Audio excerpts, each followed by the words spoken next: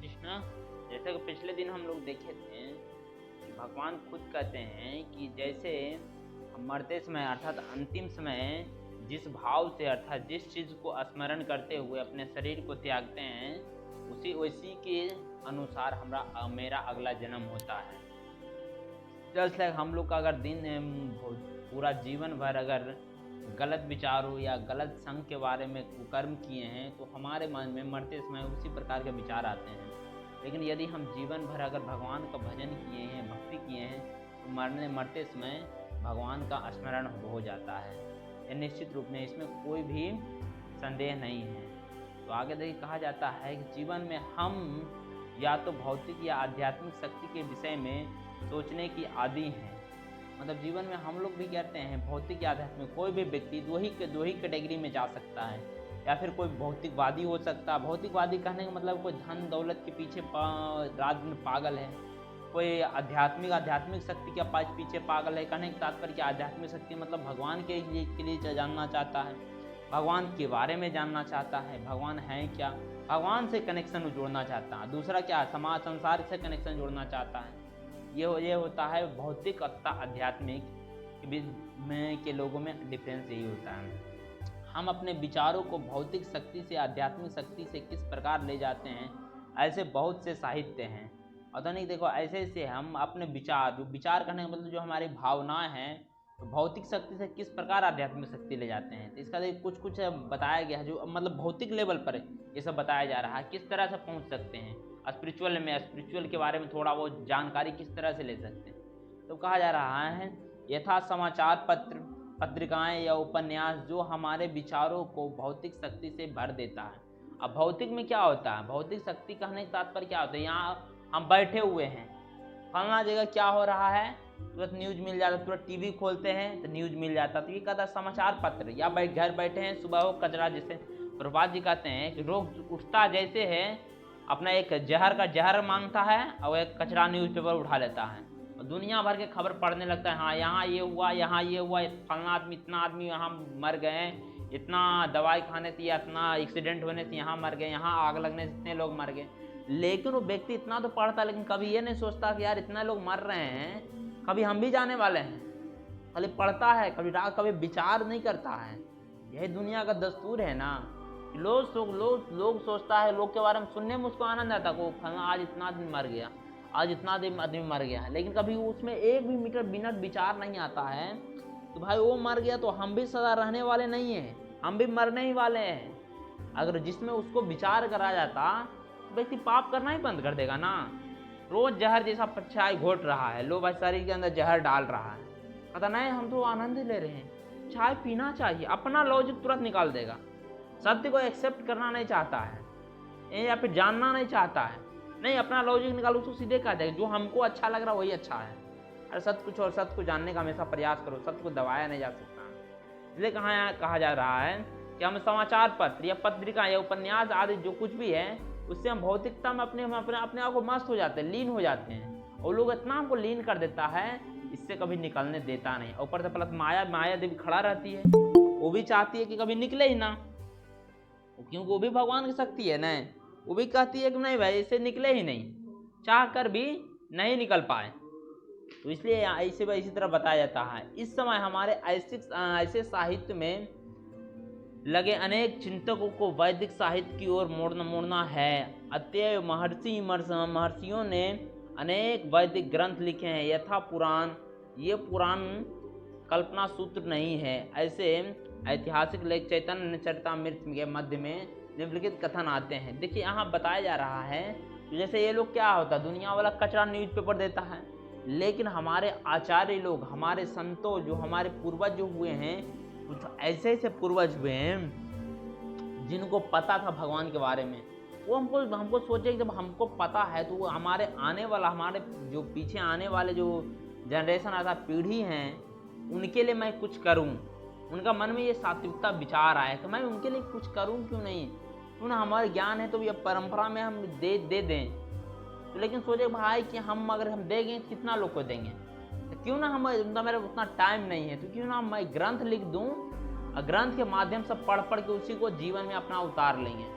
तब आचार्य लोग हमारे क्या किए थे, ग्रंथ लिखना प्रस्तुत किए थे, अनेक वेद अनेक पुराण लिखना शुरू कर दिए थे, अपना जीवन व्यतीत कर दिए थे केवल इसी में। हम लोग तो भौतिकता में अपने जीवन जीने में, बताइए ना आप लोग, तनिक सोचिए, हम लोग जीवन किसके लिए, किस दूसरे के लिए जी रहे हैं। रात दिन सारा काम तो खुद के लिए कर रहे हैं, उसी में कर रहे हैं, मेरे पास टाइम नहीं है, मैं रात दिन बिजी रहता हूँ। तुम का दूसरा कर क्या रहा, अपने अलावा तो अपना शरीर के अलावा तुम कर क्या रहे हो।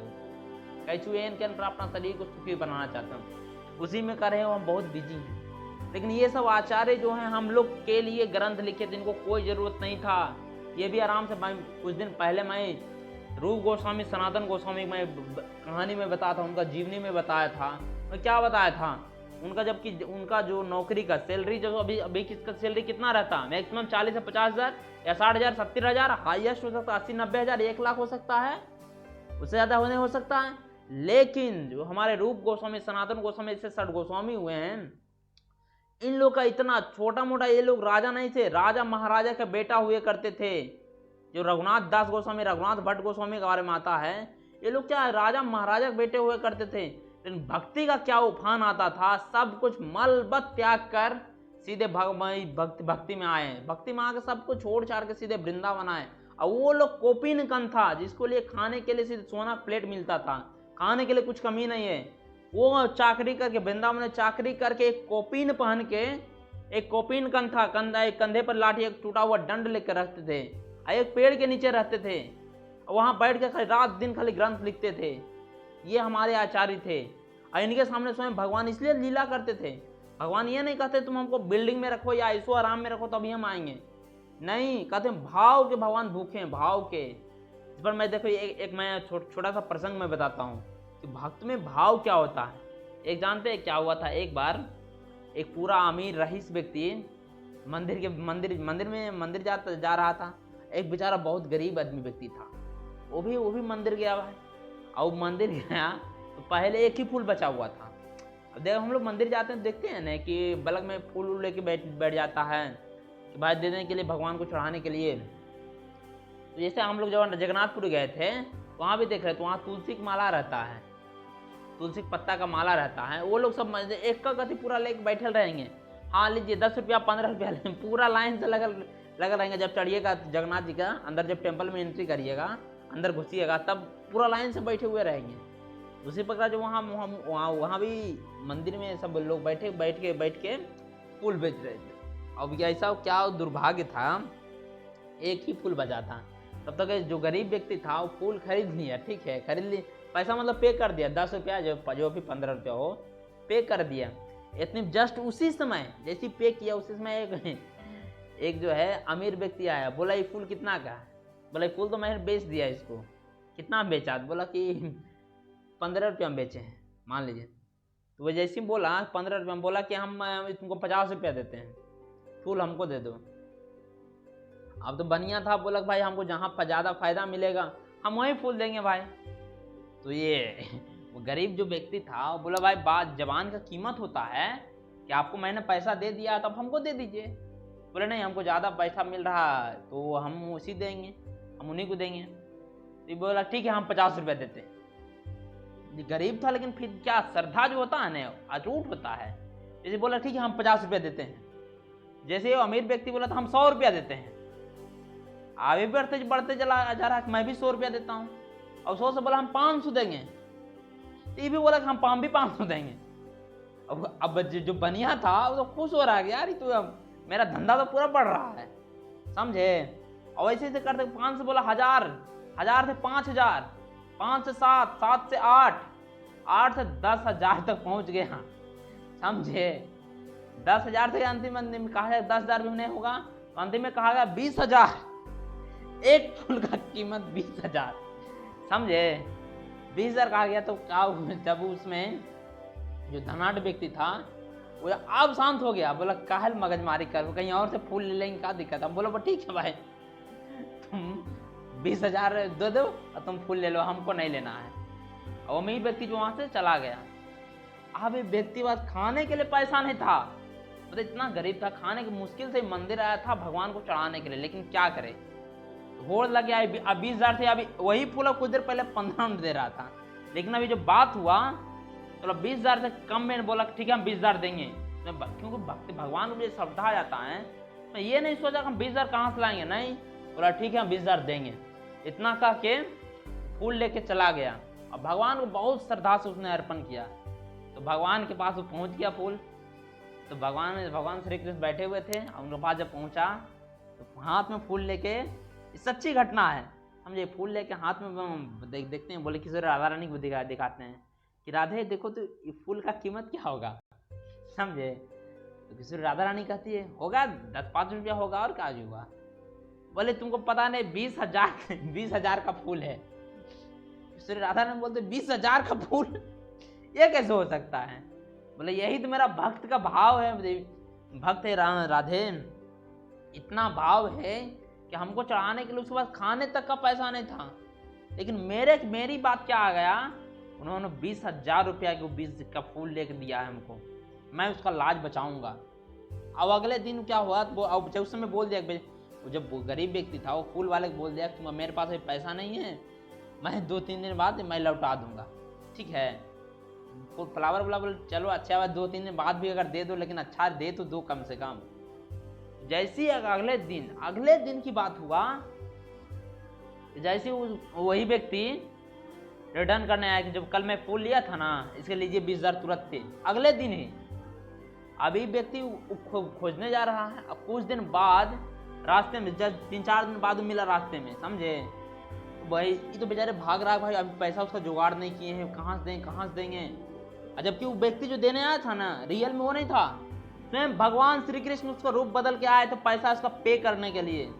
जब मिले तो बोले कि महाशय अभी पैसा हमको जुगाड़ नहीं, पहले दंडवत करने लगे, गोड़ लगने लगे, महाशय माफ कर दीजिए मेरे पास पैसा भी नहीं है, मैं आपको कुछ दिन और टाइम दीजिए, मैं आपको पैसा चुका देंगे। दुकानदार हंसने लगा, बोलो महाराज महाशय आप तो बिहान होकर ही पैसा पे कर दिए थे, आप इतना अति क्यों कर रहे हैं, हमको विश्वास नहीं आप कहाँ से पे कर दिए, लेकिन आप तो तुरंत पे कर दिए, कहाँ से लाए थे। अब ये जो तो अभी गरीब आदमी तो वो तो हैरान रह गया, भाई मैं कहाँ पे किया, मेरे पास तो खाने का पैसा नहीं, मैं पैसा 20,000 कहाँ से पे करूंगा। बोले नहीं आप खुद किए थे, मेरे पास आए थे, समझे। तो उसी समय जब रात्रि में जब सोते हैं तब स्वयं भगवान श्री कृष्ण स्वप्न में आते हैं, स्वप्न में आकर बताते हैं, सारा लीला बताते हैं कि आकर मैं उसका सारा पैसा पे कर दिया, तो फिर तुमने मेरे लिए इतना कष्ट उठाया जिसको मैं देख कर सहन नहीं हो पाया, और मैं उसको जाकर सारा पैसा मैं देख आया। तो भाई तो देख के हैरान हो गया, भगवान तो मैंने अपनी श्रद्धा से अर्पण किया था, एक फूल का कीमत आप क्यों चुकाएं। बोले तुम मेरे लिए, तुम्हारे पास कुछ भी नहीं था, तब तुम मेरे 20,000 का तुम फूल मेरे लिए खरीद के लाया, लेकिन मेरे पास तो तीनों लोगों का मालिक है, तो हम तो कुछ भी नहीं दिए तुम पर, समझे। ये सब भाव होता है, जब ये भाव देखे तो तुम पागल हो गए। भाव इतना भगवान दयालु हैं। हम लोग कभी कोई संकल्प करते हैं तो कहते हैं मेरे पास तो सक्षम ही नहीं है, ये होगा ही नहीं हमसे, उतना औकात ही नहीं है, मेरे पास उतना पैसा ही नहीं है, या फिर मैं उस लायक ही नहीं हूँ।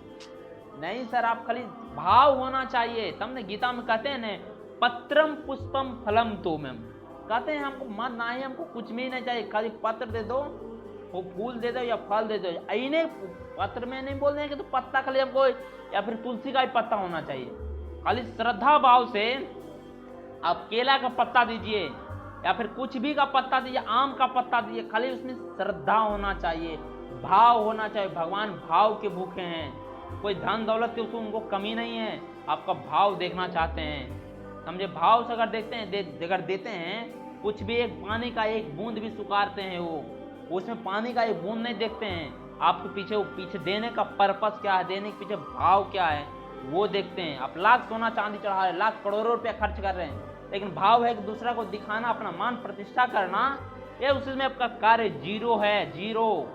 आपका लाखों रुपए खर्चा कर दीजिए, क्योंकि आप उसमें आपका उद्देश्य क्या है, लोगों को दिखाना, अपना अहंकार को प्रदर्शित करना, लोग मेरा सम्मान करे, मेरा वाहवाही करे, इसमें भगवान कतई खुश नहीं होते। देखने में लगेगा बहुत बड़ा, लोग पूरा बड़ाई करेंगे आपको कि हाँ फलाना आदमी ने बहुत काम किया, बहुत मेहनत किया, बहुत पैसा खर्चा किया, नहीं, लेकिन भगवान कहेंगे सब जीरो, भगवान देखेंगे तक नहीं। लेकिन आप कुछ भी नहीं कर रहे हैं, लेकिन आपका मोटिव है कि हम भगवान को प्रसन्न कर रहे हैं, तो आप कुछ भी नहीं है, नहीं फिर भी भगवान सब तुरंत खुश रहेंगे, प्रसन्न रहेंगे। भाव श्रद्धा हो सकता है, कभी लोग कहते हैं ना कि हम मंदिर नहीं जा पाते हैं या फिर हम मंदिर में इतना पूजा नहीं कर पाते हैं, क्या भगवान प्रसन्न होते हैं? बोल रहे हैं ना, आप जहां कहीं से भी भक्ति करिए, भगवान, आप बोल रहे हैं आपका भाव देखते हैं। आप कहते हैं भले मंदिर आप मूर्ति के पास नहीं, भगवान का प्रत्यक्ष रूप में पूजा नहीं कर पाते होंगे या भक्ति नहीं कर पाते होंगे, लेकिन आपके अंदर भाव से कहीं से भी पुकारिएगा, भगवान आपको सुन, क्योंकि भगवान अत्र तत्र सर्वत्र हैं, अर्थात यहाँ वहाँ सब जगह है। आप जहां से भी अपना भाव से पुकारिएगा, भगवान स्वयं आकर वहीं प्रकट हो जाएंगे। तब ना कह रहे ये सब आचार्य, अब वैसे रूम गोस्वामी मैं बता रहा था, वो लोग बस छोटा मोटा इनकम नहीं था, उन्होंने एक कंट्री, अर्थात पूरा भारत एक कंट्री है ना, अमेरिका एक कंट्री है, उसका इनकम जो होता है ना साल भर का इनकम जो होता है, वो इसका 1 महीने का वेतन खाली होता था, केवल रूप गोस्वामी का, और इतना वेतन वो सनातन गोस्वामी को होता। पूरा देश का इनकम जो होता है ओनली इसका खाली वो 1 महीना का सैलरी होता था। सोच लीजिए इतने धनाढ़ थे। लेकिन क्या हुआ, जब आता है ना, उफान आता है ना, यही तो भक्ति की महिमा। मलबत सब त्याग के चले गए कि भक्ति इतना करोड़ों रुपया कमा रहे हैं, लेकिन मन में प्रसन्नता नहीं है इनका जीवन में बताया था कि यार एक 4 ना का हिसाब, जब हिसाब कर रहे थे दिवाली के समय में, 4 ना का हिसाब सिर्फ गड़बड़ हुआ था। 4 ना कोई मायने नहीं दे सकता है। हम लोग जब हिसाब करते कितना पार कर देते, 400 4000 को सीधे साइड कर देते हैं कि आप 4 लाख को भी साइड करते, कहीं भी एडजस्ट हो गया होगा। लेकिन 4 ना के चलते पूरा रात दिन पड़े रहे, रात दिन उसके पीछे कहाँ मिस हो रहा, रात दिन हिसाब के पीछे। उस हिसाब में इतना मग्न हो गए थे, उनका नौकर मैदा का आटा घोल के दे दिया, शरबत समझ के पी गए। उसी में उनको वैराग्य आया था, यार हम जो करने बैठे इसमें ना मेरा कोई स्वार्थ है ना ही मेरा परमार्थ है। हम व्यर्थ की कार्यों में हम इतना उलझ चुके हैं कि हमको अपना मतलब मेरा नौकर जो मैदा का आटा पिला दिया, घोल के पिला दिया, मैं शरबत बना कर पी गया। अरे इतना मन अगर हम भगवान में अगर लगाते तो भगवान साक्षात प्रकट हो जाते। हम कहाँ समय व्यतीत कर रहे हैं। जस्ट लाइक भक्तों, हम लोग को भी यही सोचना चाहिए। जितना हम भौतिकता में लीन है, जितना भौतिकता में इधर जो दूसरे को प्रपंच में फंसे हुए, दूसरा के इधर का बात इधर पहुंचाना, इधर का बात इधर में लीन, दिन भर तनिक दिन में काउंट करिए ना, आप कितना समय भगवान में दे रहे हैं, कितना समय आपका वेस्ट जा रहा है। अब कहाँ ऑलवेज टाइम देखिए तो ऑलवेज टाइम क्या क्या काम कर रहे हैं। आपका मुंह बैठा हुआ, कान बैठा हुआ, उसमें नहीं तो हम एटलीस्ट कभी सुनिए, नहीं तो बोलिए। जब भी बोलिए भगवान का कथा बोलिए, भगवान के बारे में बोलिए, भगवान के बारे, उसके अलावा सुनिए मत। कोई बोले कान में सीधे रुइया डालिए। यहाँ तक बोलते हैं शास्त्रों भागवतों में वर्णन आता है, रूप सुखदेव गोस्वामी कहते हैं, यदि कोई व्यक्ति है जैसे इतना सुंदर कान मिला है, भगवान कान दिए हैं, अगर उस कान से कोई भगवान का कथा नहीं सुनता है तो उस व्यक्ति को कान नहीं है, वो सर्प के रहने वाला बिल है एक समान का। देखने में तो लगता कान है लेकिन कान वो है नहीं। इसलिए हम लोग को जब ये सब मनुष्य जीवन मिला है, ऑलवेज टाइम, जब नहीं कभी करेंगे आज तो हो गया, इतने नाम ले लिए, नहीं भक्तों नहीं। जितना कब ये गाड़ी हमसे, मनुष्य रूपी जो गाड़ी मिला है, कब हमसे छीन लिया जाएगा पता नहीं है। लेकिन इसलिए जब जितना हमको समय मिला है उसको हम सदुपयोग करें, रात दिन भगवान को जब भी कोई मिले सीधे हरे कृष्णा। हम लोग यहाँ देखते हैं, हम लोग यहाँ रहते हैं तो यहाँ कोई भी मिले तो हरे कृष्णा। प्रणाम करना सिंपल हो गया। देखिए प्रणाम का बहुत महिमा होता है, इसलिए मैं बताया था, कोई व्यक्ति अगर कोई प्रणाम करने का तात्पर्य क्या, झुकना, किसी के सामने झुकना बहुत बड़ी बात है। जब हम किसी को झुक जाते हैं, जो व्यक्ति कहते हैं नहीं, अकड़ तो मुर्दे की पहचान होता है, झुकना तो नम्रता है, भक्ति सिखाता झुकने के लिए। झुक वही सकता है जिसके अंदर नम्रता है, नम्रता रूपी जो संपत्ति है उसके अंदर है। जितना वो अगर झुक रहा है समझिए उसके अंदर नम्रता है, और भक्ति जो है नम्रता रूपी पात्र में टिकता है। आज हम ये नहीं कह सकते पाए कि हम आज 16 माला कर रहे हैं या 32 माला कर रहे हैं तो हम बहुत बड़ा आदमी हो गए हैं। नहीं भक्तों नहीं, हम लोग क्या भक्ति कर सकते हैं, हम लोग भक्ति का भाव भी नहीं जानते। लेकिन एटलीस्ट हम लोग को प्रयास करना चाहिए, जो भी मिले हरे कृष्णा, सीधे भगवान, रात दिन भगवान को पुकारें। मेरा टाइम, अपने आप को समझिए मेरा टाइम व्यतीत क्यों हो रहा है, इतना हम क्यों भगवान को क्यों नहीं पुकार रहे हैं। और जब इस तरह जब लत लगेगा तो हर एक चीज में, हर एक कर्म में आपको नाम ही नाम दिखेगा, आप वस्तु में। ऐसे सब संत ऐसा तो अब तो मैं तो बता रहा हूँ ना, ऐसे से भक्त का वर्णन आता है, क्या बहुत दूर की बात नहीं है, इस कलयुग में वर्णन आता है। मीराबाई देखिए नाम के पीछे पागल थी, जनाबाई नाम के पीछे पागल थी। जनाबाई मैं प्रसंग आप लोग बताता हूँ। जनाबाई क्या नाम के पीछे पागल थी, केवल रात दिन नाम लेती थी और नाम का प्रभाव इतना इसका व्यक्तित्व उसका छा गया था इतना कि जनाबाई यहाँ मारवाड़ की मीरा को तो सब जानते हैं, लेकिन ये जनाबाई नाम का एक शिष्या हुई, वो भी भक्ति करते थे। वो इतना भगवान के नाम में लीन रहती थी, इतना नाम लीन रहती थी। हर एक मतलब कि जो भी काम करती थी उसमें भगवान को नाम लेती थी, हर एक काम में। वो ऐसे एक आगे वर्णन आता है, वो जब वो अपने जो भी एक काम जो करते थे भगवान का नाम स्मरण करते होते, एक दिन क्या करती, उसकी जो पड़ोसन थी उनसे ईर्ष्या करती थी। ईर्ष्या करके उसका जो उपला अर्थात हिंदी में क्या बोलते हैं, गोईठा कहते हैं। तो गोईठा इसका एक दिन चोरी कर ली और चोरी करके पूरा लड़ने लगी।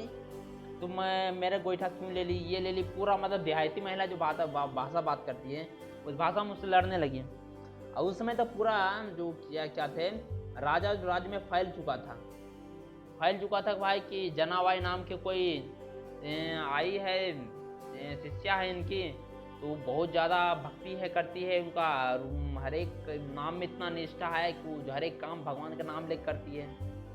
तो राजा अपने सैनिक को भेजा, बुला लाओ उसे, संत को हम भी दर्शन करना चाहते हैं। जब उनके सैनिक जब आए हैं तो देखते हैं तो ये तो पूरा आपस में लड़ रही है। पूछे आप कौन, बोले मैं जनाबाई। आप कौन, तो मैं ये।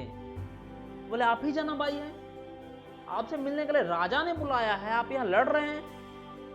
बोला मंत्री पूछा लड़की इस बात के लिए रहे। बोले ये मेरी गोईठा ले ली है।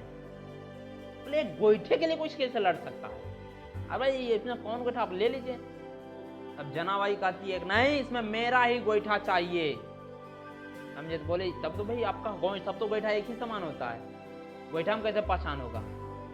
तब कहा चलिए राजा साहब के पास।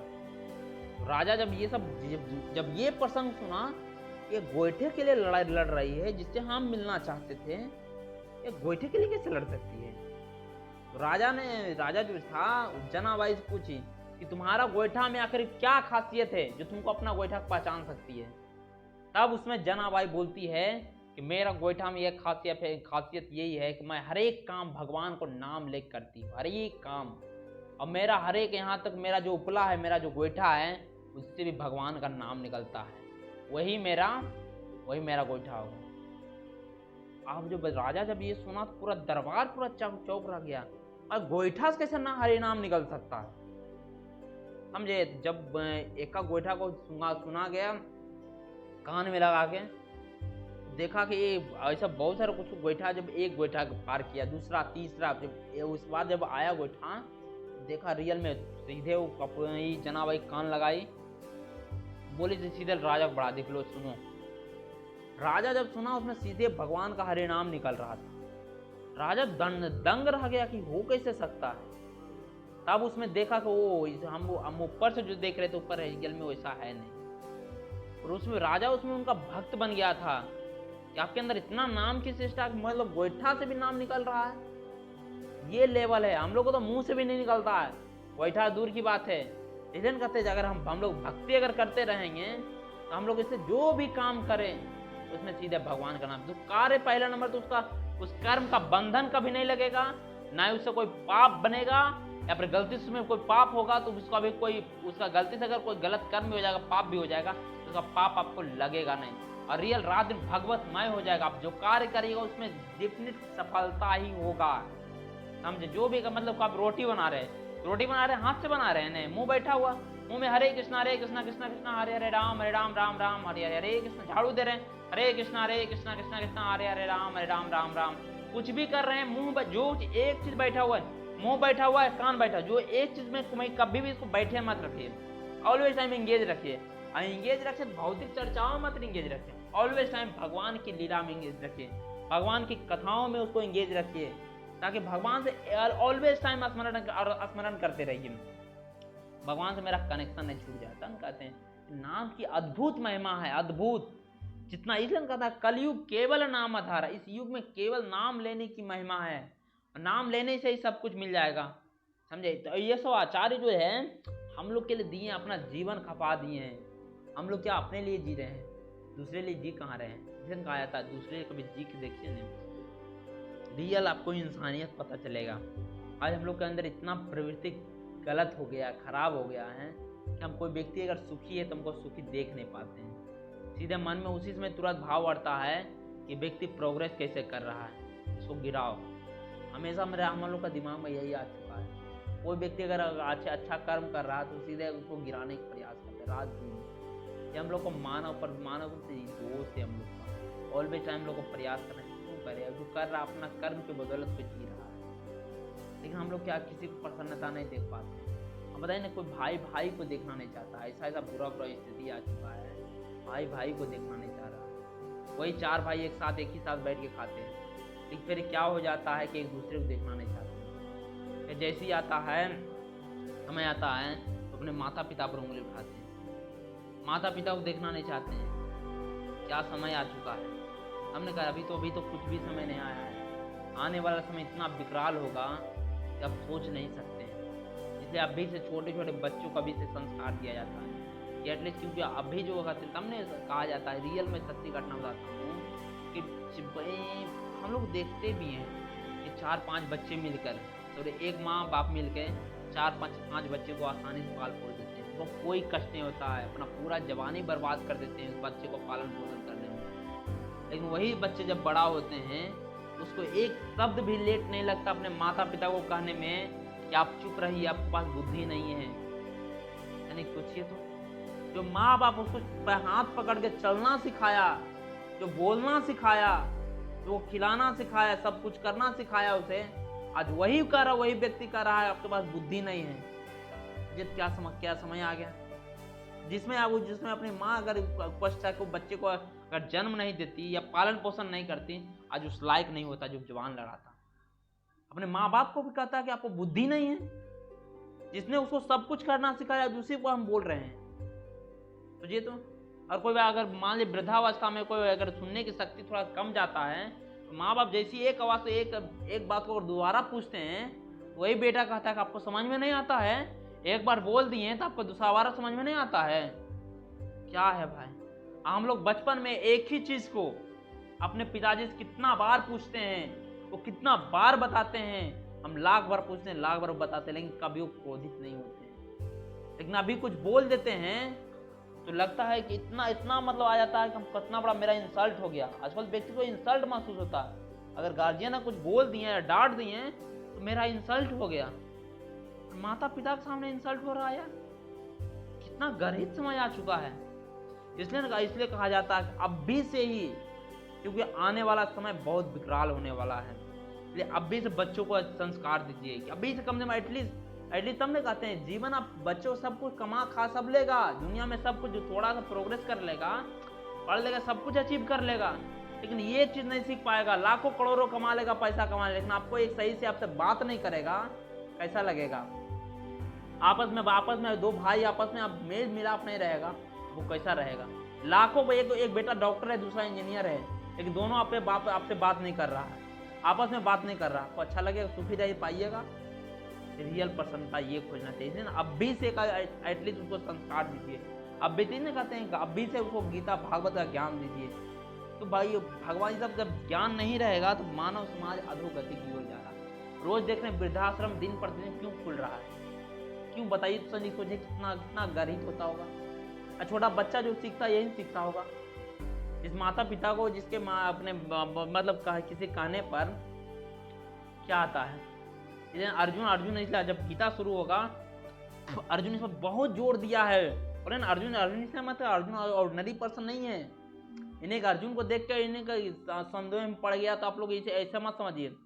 अर्जुन बहुत महान व्यक्ति है। और जैसे मैं बताया ना, उसका कंडा अर्थात उपला गोईठा से उसका हरि नाम निकल रहा था। उस पर जब अर्जुन सोते हैं, ऐसा महाभारत में वर्णन आता है, जब अर्जुन सोते हैं उनका रोम रोम से भगवान का नाम निकलता, उनका रोम रोम से निकलता है। ये है भगवान की लीला। वो अर्जुन यहाँ सिर्फ एक कैरेक्टर निभा रहे हैं। किस चीज का कैरेक्टर? ओनली भगवान की लीला का कैरेक्टर। वास्तव में दूर अर्जुन को कोई संदेह नहीं था, कोई युद्ध के लिए कोई डाउट नहीं थे, बड़ा बड़ा युद्ध कर चुका था वो। लेकिन वो भगवान की इच्छा के लिए भगवान जो अर्जुन को चाहते तो 1 मिनट में उसको संदेह दूर कर देते, 1 मिनट भी नहीं लगता। लेकिन एटलीस्ट वो हम लोग के लिए मानव समाज के लिए गीता जो है आज नहीं कहा गया, लाखों करोड़ों वर्ष पूर्व सबसे पहले सूर्यदेव विवस्वान को दिया गया था। वो मनु को दिया, मनु से इक्ष्वाकु को, इक्ष्वाकु से परंपरा में चलता आया। फिर बीच में ये ज्ञान जो है सुसुप्त हुआ था, विलीन हो गया था। तब ये अर्जुन को केवल माध्यम मीडिएटर बना के हम लोग के लिए भगवान स्वयं ये जो है भगवत गीता प्रदान की है। मैं बहुत बार बोल रहा हूँ, भगवान गीता अपने मुंह से बोले हैं। जब मैं बोलता हूँ नहीं, जबकि भगवान के गंगा बारे में जानते हैं ना, गंगा क्या है? भगवान के चरणों से निकली हुई जल है, तो तीनों लोगों को पवित्र कर देती है। तीनों लोगों के इतना गंगा में इतना ताकत है, जो भगवान के चरणों से निकली है उसमें ये ताकत है। तनिक सोचिए, जो भगवान से मुंह से निकली है उसमें कितना ताकत होगा, कितना पावर होगा, कितने ब्रह्मांड को पवित्र कर सकता है। ये जो भगवत गीता जो है भगवान के मुख से निकला हुआ है, इसलिए हम लोग को ऐसा गोल्डन चीज मिला है, साक्षात हीरा मिला हुआ है। तो जितना पढ़े, घोल के पिए और अधिक से अधिक रात दिन भगवतमय बना ले, जीवन को बना ले। सीधे सुन ले, दुनिया में आपको कोई सहयोग नहीं देगा, लेकिन भगवान आपको ऑलवेज टाइम सहयोग करेंगे। हमेशा वो आपके साथ हैं, हमेशा। कोई भी नहीं सारे के यहाँ है, मान लीजिए आज बरबीघा में है तो आपको कहीं और जाइएगा तो वहाँ नहीं मिलेगा, नहीं, आपको हर एक जगह वो आपके साथ रहेंगे। जिस समय पुकारिए, दुनिया वाला तो इतने नहीं सुनेगा भी नहीं, अगर सुन भी लेगा तो आपको उपदेश भी देगा, फलना का मैंने मदद किया था। लेकिन भगवान का जो ऐसा बात नहीं है, भगवान आपको करेंगे, बहुत मदद करेंगे, लेकिन कभी वो कहेंगे नहीं कि मैंने ये किया है। या अपने भक्त को, भगवान जब अपने भक्तों को मदद करते हैं ना, उसमें गर्व फील करते हैं कि आज मैंने भक्तों को मदद किया है। लेकिन हाँ, उस तरह भक्ति करना चाहिए। भक्तम सबसे ज्यादा प्रेम जो है, एक पत्नी सोचते हैं थोड़ा सा अनुमान लगाने के लिए, इस धराधाम पर भगवान ने माँ को क्यों भेजा? कभी आप लोग सोचे हैं? नहीं सोचे हैं? मैं देखिए बताता हूँ। जब एक माँ क्योंकि भगवान पहले सोचे, जैसे एक भगवान के पास एक बालक था, बालक को भगवान पूरा लाड प्यार पूरा करते, सोना उठाना नहाना उना सब पूरा केयर करते थे। लेकिन जब समय आने पर एक दिन उस बालक को बोले कि अब तो तुम यहाँ रह चुके हो, अब तुम्हें धराधाम पर जाना, धरती अर्थात मृत्यु लोक पर जाना है। बच्चे रोने लगा, बच्चा बोला भगवान मैं आपके बिना कैसे रह सकता हूँ? बोले तुम जाओ वहाँ रह, वहाँ जब मैं किसी को भेज दूंगा वो तुम्हारा केयर करेगा। तब वो बच्चा कहता मैं भगवान हमको सही से खाना टाइम पर कौन खिलाएगा, वो कपड़ा कौन पहनाएगा, मैं तो अभी बालक हूँ, मेरा हमको नहलाएगा कौन, इतना हमको प्रेम देगा कौन, मेरा केयर कौन करेगा, रात दिन मेरे बात कौन सुनेगा? तब बोले कि तुमको मैं एक ऐसा व्यक्ति को भेज रहा हूँ जो तुम्हारा सब कुछ फुलफिल करेगा, तुमको आधी हद से ज्यादा प्रेम देगी, तुम्हारा हर एक बात का केयर करेगी, पूरा उठना बैठना चलना सब कुछ सिखाएगी। तब इस धराधाम पर उन्होंने माँ हम वो भगवान सोचे मैं प्रत्यक्ष रूप से घर घर जाकर मैं सब कुछ को सेवा नहीं कर पाऊंगा। तब वो एक माँ को आवश्यकता पड़ा, तब वो अपने कृपा रूप बना के इस धराधाम पर माँ को प्रकट की, स्वयं भगवान। अब तनिक सोचिए, एक माँ बच्चे को कितना प्रेम करती है, और जितना एक माँ तो ये छोटा है, बहुत नेक्स्ट लेवल है, उससे करोड़ों गुना ज्यादा स्वयं भगवान प्रेम करते हैं। समझे? इसलिए कहते हैं हम लोग खाली भगवान को भगवत्ता का नहीं जान पाते, हम लोग खाली शरणागति एक बार हो जाए, भगवान इतना प्रेम करते अपने भक्तों में, पता नहीं उसके लिए क्या है। भगवान अपने भक्तों के लिए नौकर बन जाते हैं, दास बन जाते हैं। यार जूता उठाते, चप्पल उठाते, जूठे पत्थर उठाते हैं, ये अर्जुन का ड्राइवर बन चुके, क्या जरूरी था? अर्जुन दोनों पैर से यहाँ से ऐसा वर्णन आता महाभारत में, भगवान श्री कृष्ण स्वयं कहते हैं क्या कि अर्जुन इतना महाभारत से युद्ध है तो हमको पता तो चलेगा नहीं कि हमको तुम बोलेगा तुम सुन नहीं पाएंगे, इतना हो हल्ला में तो तुम ऐसा करना, हमको लेफ्ट जाना रहेगा, हमको लेफ्ट पैर से तुमको मार देना, राइट जाना रहेगा तो राइट पैर मेरा पीठ पर मार देना। तो दोनों पैर से भगवान को लात मारते थे अर्जुन, उससे भगवान को इशारा पड़ता था हमको इधर जाना है। अब सोचिए तो भगवान भक्तों के लिए क्या क्या नहीं कर रहे हैं, क्या जरूरी था? कुछ नहीं, लेकिन था भगवान को भक्त वत्सल कहा गया। हम लोग भगवान को जानते नहीं, सीधे भगवान पर ब्लेम करने लग जाते हैं। भगवान बहुत करुणामयी हैं, इसलिए कहते हैं। इसी को हमको समझाने के लिए हमारे आचार्य लोग आए। आचार्य लोग क्या थे? भगवान के साक्षात पार्षद हैं, और पार्षद रूप में आके हमको ये सब बताए हैं। और वो सब इसलिए ग्रंथ लिखे हैं ताकि ये सब मानव समाज पढ़ लिख के इसको जीवन में उतारें, और कुछ नहीं। हम लोग का ये कर्तव्य बनता कि इसको पढ़ लिख के जीवन में उतार कर कम से कम एटलीस्ट जो इन लोग किए हैं, जीवन बिताए हैं, वैसे हम भी जीवन बिता कर अपने जीवन को सुखमय बना सकते हैं। ठीक है, आज इतनी तक एंड करते हैं। हरे कृष्णा।